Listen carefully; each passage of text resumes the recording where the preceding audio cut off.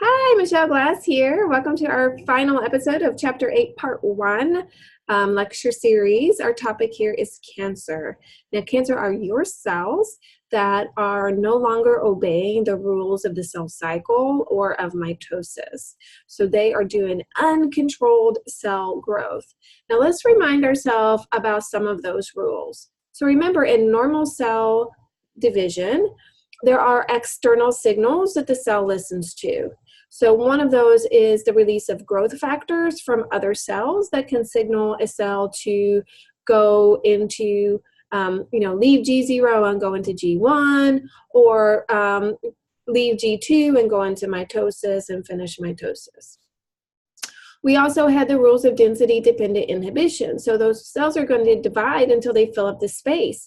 Once that space is filled up, cell division stops. So we don't see normal healthy cells stacking one on top of the other.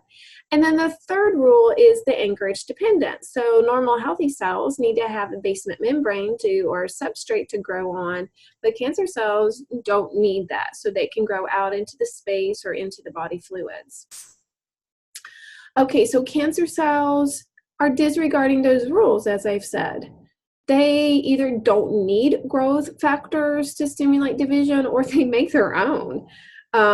They just run the red light straight through those checkpoints. They don't pay attention at all. Our cancer cells can be described as immortal. So normal healthy cells have a lifespan, and then those cells get old and they die. Cancer cells just keep dividing, so that division never stops. There is a group of cells being cultured in laboratories all over the world that were taken from a woman named Henrietta Lacks in 1951. Her story is really interesting. There is a book written about her, The Immortal Life of Henrietta Lacks, and I believe that there is a movie about her as well. So very interesting story for those of you who like stories that talk about science and ethics and things like that. So it makes science a little bit more personal. And then the last thing that happens is those cancer cells are going to ignore what are called apoptosis signals. Apoptosis is probably one of my favorite science words.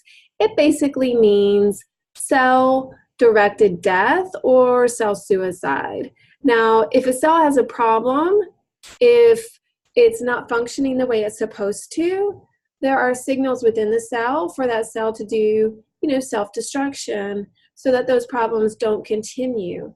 In the case of cancer cells, they don't care. So they may not be functioning the way they're supposed to, but they're just going to keep doing that anyway. What is the problem with these cancer cells? Well, besides the fact that they're not obeying the rules of normal cell growth, we see that they can also cause problems because they can direct blood vessels to grow toward the tumor. So they can redirect blood flow to them. And doing that, then they're potentially taking oxygen and nutrients that your normal healthy cells are not getting.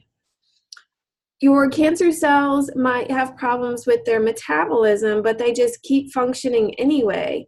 So maybe they stop making a hormone that they're supposed to be making, or maybe they make too much of that hormone. Either way, this can cause a problem for the body.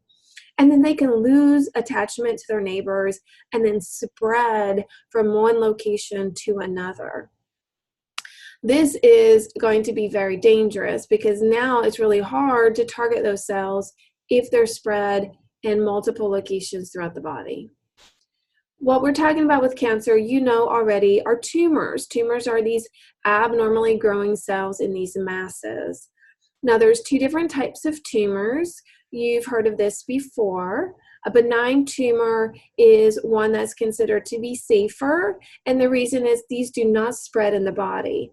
So this makes it a lot easier for a surgeon to go in, scoop it out, and remove those rogue cells. Sometimes those tumors aren't really causing any problem and can be left in the body and no intervention is needed.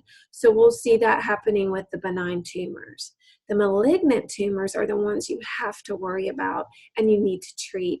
The reason is malignant tumors can metastasize, which is our fancy word for spreading through the body.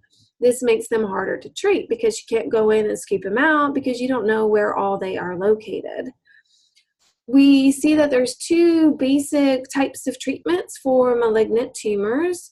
Of course, surgery is an option for those cells that you can go in and remove easily. Radiation is another option, and so is chemotherapy. Chemotherapy will be drugs that will target that mitotic spindle, so preventing these immortal cells from continuing to divide. Problems come into play with both of these types of treatments because in addition to targeting and killing your cancer cells, they can also create some damage on your healthy normal cells, which can then cause hair loss and nausea and a host of other undesirable type of symptoms. Okay, that is it for now. This is all of Chapter 8, Part 1, and stay tuned for Chapter 8, Part 2.